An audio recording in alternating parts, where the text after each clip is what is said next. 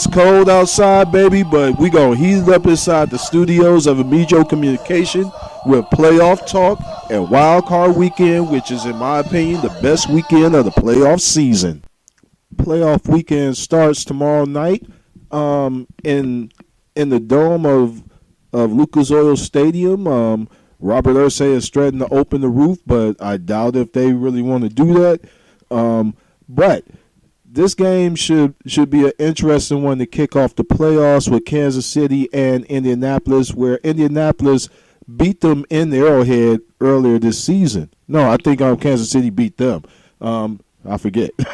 But this game should be interesting. The Colts, they've had some trials and tribulations this season where they've beaten teams like Seattle, San Francisco, and Denver, but at the same time they almost got swept by the Tennessee Titans. Kansas City, on the other hand, finished 12-4. Their biggest problem was that they were in the same division with the Denver Broncos and Peyton Manning in a record-breaking season. And even though they lost to Denver twice, both games were pretty close. So with that being said, with Kansas City's defense and Jamal Charles running the ball and Indy having issues running the ball with Trent Richardson, I'm going to say that it's going to be Kansas City going to pull this one out 20-17. The nightcap will pit New Orleans traveling to cold, snowy Philadelphia, where they're expecting temperatures in the low teens to single digits for tomorrow night's wild card tilt between the two NFC foes. Even with the weather, I still expect to see little defense, as Nick Foles has 29 touchdowns and 1 interception, and Drew Brees is, Drew Brees. But I think the X factor will be Shady McCoy, where I think that he will have his way against New Orleans defense. And to that end, I think that Philadelphia will eke out a 27-24 win, which will probably be the second most entertaining game of the weekend.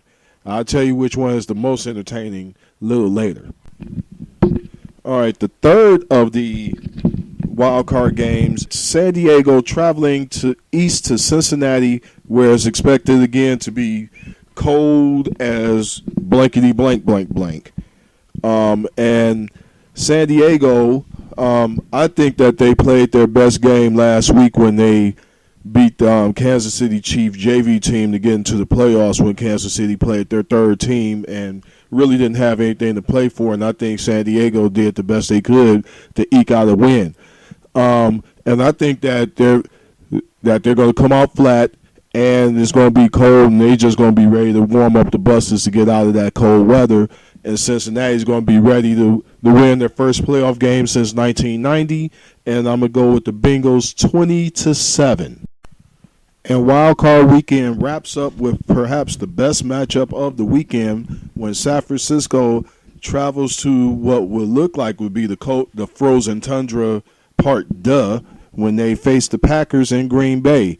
They predict that the temperature is going to be colder than the Ice Bowl when it was 13 below zero. They're predicting that the weather is going to be colder than that. However, even though Aaron Rodgers came back last week with a yeoman's performance against the Chicago Bears, I still think that Green Bay does not have an answer for Colin Kaepernick or Anquan Bolden and Michael Crabtree, who's been coming back, and Vernon Davis. And I think that San Francisco will have their way with Green Bay's offense and outscore them 31-27. And note that 4 out of the last 5 Super Bowl champions have been wild card teams. And I think that this year's wild card San Francisco 49ers, they're going to propel this win to go up to Seattle and beat the Seattle Seahawks to go on to the Super Bowl.